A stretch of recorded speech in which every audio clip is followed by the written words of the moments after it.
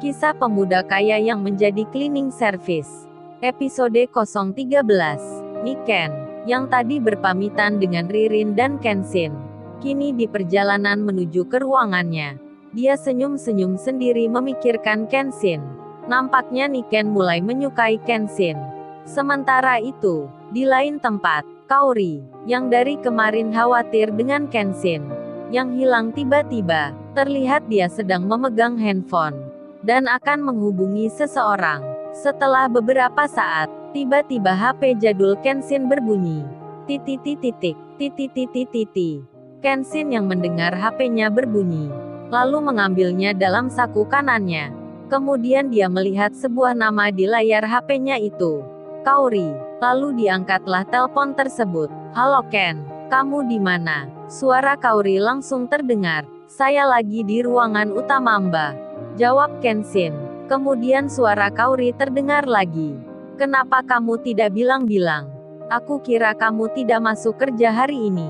Kenshin mendengar pertanyaan Kaori kemudian tersenyum dan menjawab, "Masa saya harus melapor dulu ke mbaknya?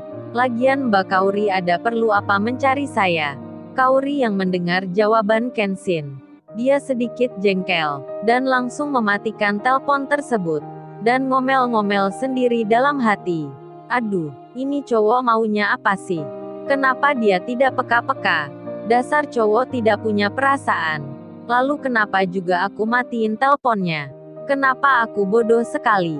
Sementara itu Kenshin lalu memasukkan HP-nya kembali ke dalam sakunya. Karena melihat Ririn yang dari tadi memperhatikannya. Lalu Ririn yang masih ada di dekat Kenshin bertanya, "Tadi siapa yang telpon?" "Mbak Kaori. Dia kira aku gak masuk kerja hari ini," jawab Kenshin datar pada Ririn. Setelah beberapa lama Ririn dan Kenshin mengobrol, Ririn pun pamit pada Kenshin dan menuju ke ruangannya. Dan Kenshin melanjutkan menyapu lantai yang masih kotor. Setelah semuanya bersih, dia beristirahat sejenak, dan berpikir, sepertinya dia tidak bisa berpaling dengan pekerjaannya ini.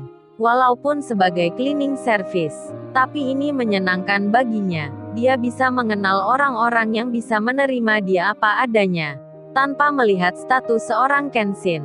Dan, dia juga bisa mengawasi perusahaannya sendiri setiap saat.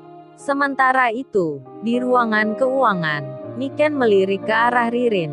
Dia penasaran, ada hubungan apa Ririn dan Kenshin? Karena melihat dia begitu dekat, Niken pun berjalan menghampiri Ririn, lalu bertanya, "Mbak Ririn ada hubungan apa dengan Kenshin?" Mendengar pertanyaan Niken, jantung Ririn tiba-tiba saja deg-degan. Tentu saja itu deg-degan rasa cinta. Dia lalu menjawab pertanyaan Niken. "Saya tidak ada hubungan apa-apa Mbak. Saya dan Kenshin hanyalah teman dekat. Saya dan Kenshin berteman sejak kami sekolah dulu." Mendengar jawaban Ririn, ada perasaan lega di dalam hati Niken. Karena Ririn dan Kenshin ternyata tidak ada hubungan spesial. Terlihat senyum terukir di wajahnya. Ririn yang melihat ekspresi wajah Niken, kemudian bertanya, "Mbak Niken ini ada apa?" Senyum-senyum sendiri. Sepertinya Mbak Niken bahagia. Mendengar pertanyaan Ririn, Niken langsung menjawab, "Saya tidak apa-apa Mbak. Saya hanya sedikit bahagia." Setelah menjawab pertanyaan Ririn, Niken langsung pamit ke mejanya.